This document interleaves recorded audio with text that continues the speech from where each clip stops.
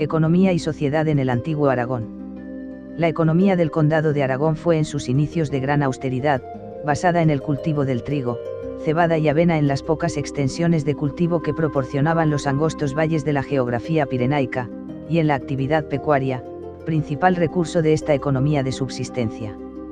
También hubo cultivos de vid, aunque escasos debido al inconveniente clima de montaña, ya que la religión cristiana tiene el vino como un producto básico en su tradición cultural. La actividad industrial estaba reducida a las necesidades indispensables de la población, con una producción artesana y familiar dedicada sobre todo a útiles de trabajo y enseres personales. La población vivía en pequeñas aldeas e incluso en viviendas aisladas, así como al abrigo de fortalezas y monasterios. Solo a fines del siglo IX comienzan a vislumbrarse ciertos cambios, debido a la evolución de la economía de guerra en la zona fronteriza. Conforme la pujanza bélica se acrecienta, surgen señores que dominan castillos y poblaciones amuralladas, dando origen a una jerarquía social de carácter típicamente feudal. Estos magnates acumularon tierras y hombres y dotaron de un impulso económico a los territorios que defendían y explotaban.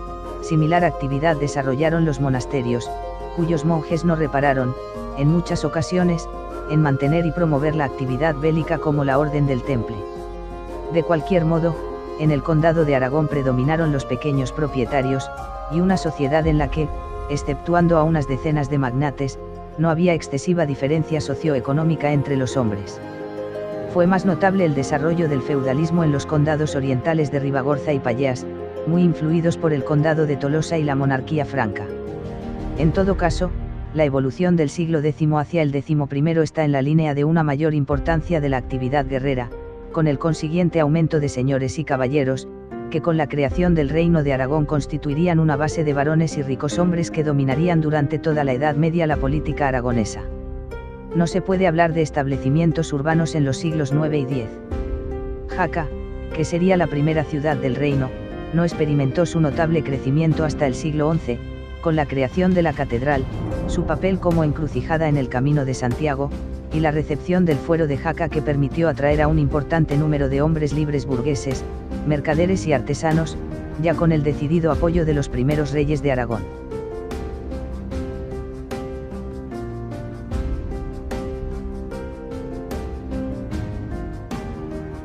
Los orígenes de Jaca. Las menciones escritas a las tribus de los Iaxetanis, al territorio que ocupaban, la Iaxetania, y a la capital de este Iaca, se inició antes de la era cristiana. La conformación de esta región hay que situarla en la protohistoria peninsular. Sabemos que en el año 195 a.C. fue dominada la plaza fuerte de Iaca por el cónsul Marco Porcio Catón, pasando a convertirse en cabeza de la romana Jaxetania y que las tribus autóctonas acuñaban moneda de tipo ibérico, era probable que fueran de raíz vascona. Tito Livio refiere el ardid con que Marco Poncio Catón hubo de dominar a los ásperos e incultos jacetanos, que impávidos vieron caer sobre su ciudad las águilas de Roma. A la hora de definir los límites actuales de la Jacetania, tema de por sí aleatorio y discutible, se ha llegado a la aceptable conclusión de hacerla coincidir básicamente con el territorio del primitivo condado de Aragón, con el del Reino de Aragón en sus primeras andaduras y con el de la casi milenaria diócesis de Jaca.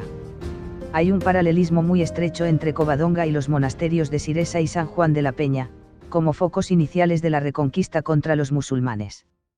A la muerte de Sancho III Garcés, el mayor, y por disposición testamentaria, un hijo natural de este monarca sería el primer rey del incipiente Reino de Aragón, con el nombre de Ramiro I, al que pronto incorporaría, por muerte violenta de uno de sus hermanos, los vecinos condados pirenaicos de Sobrarbe y Ribagorza.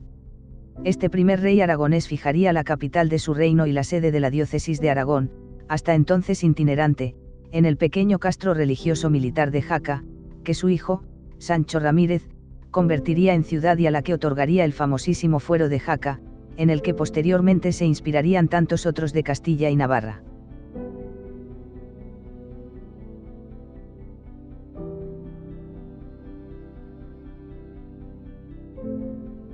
El fuero de Jaca.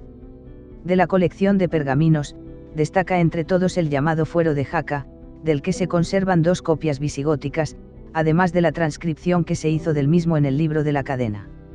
Se trata de un documento, datado en 1077, en el que el rey Sancho Ramírez concede fuero a Jaca, convirtiéndola en ciudad y derogando los malos fueros que tenían. Su fin era atraer pobladores, muchos de ellos extranjeros, que contribuyeran al florecimiento de la nueva ciudad que sería capital del reino. Ofrecía un estatuto de libertad personal a comerciantes, artesanos, hospederos, cambiadores de moneda, etc. Así, el fuero se compone de una serie de cláusulas, entre las que podemos destacar: que cada uno edifique y cierre su vivienda como mejor pueda. No pagará la ciudad la pena de homicidio si algún ladrón fuese muerto cuando estaba robando. Los ganados de los vecinos podrán pacer hasta donde pudiesen ir y volver en el día. Nadie podrá ser preso si da la fianza correspondiente. Que ningún habitante de la ciudad respondiese a cualquier juez que no residiese en la misma población jaquesa. Que no se pueda dar ni vender sus fincas ni a la iglesia ni a los infanzones.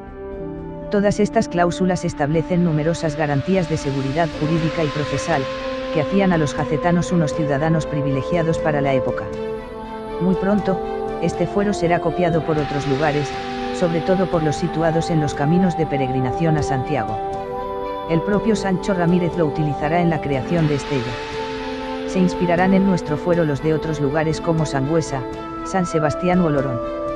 Incluso en 1187, el rey Alfonso II, en la confirmación de los fueros de Jaca, señala que le consta que de Castilla, Navarra y de otras regiones suelen venir a Jaca para aprender sus buenas costumbres y fueros y llevarlos a sus lugares. El fuero de Jaca sería confirmado por los sucesores del rey Sancho Ramírez varias veces. Ramiro II lo hará en 1134, Alfonso II en 1187, concediéndoles, además, feria para la fiesta de Santa Cruz de Mayo por 15 días, Pedro II lo hará en 1197, y Jaime I los confirmará en 1225, 1227 y 1269. En el año 2010 se llevaron a cabo los trabajos de restauración de una de las copias visigóticas.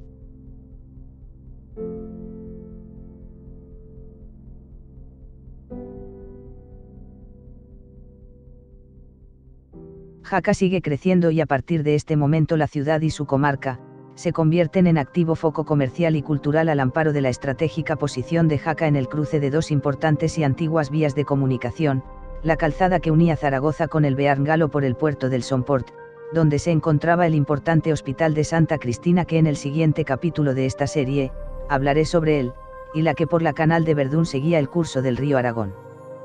Camino de Pamplona. Estas calzadas llevaban a los peregrinos hacia Santiago de Compostela a la vez que canalizaban un intenso comercio entre África y Europa. En el siglo XI ya existía una organización aduanera entre Canfrán y Jaca así como una barriada de comerciantes francos exentos de impuestos en la ciudad jaquesa, lo que constituyó el principal recurso económico de la Jacetania. Hoy en día es el turismo el que utiliza estas mismas vías para el desarrollo jacetano. Hay otras dos vías, también de origen romano que cumplían la misma misión que las anteriores, la del Puerto del Palo, que ya hemos comentado anteriormente que supuestamente se produjo la emboscada al ejército de Carlomagno, y que unía la frontera con Siresa, Hecho y Puente la Reina. La otra vía era la que discurría por el Portalet, Sallent de Gallego que desciende por el valle de Tena, Viescas y Sabiñánigo.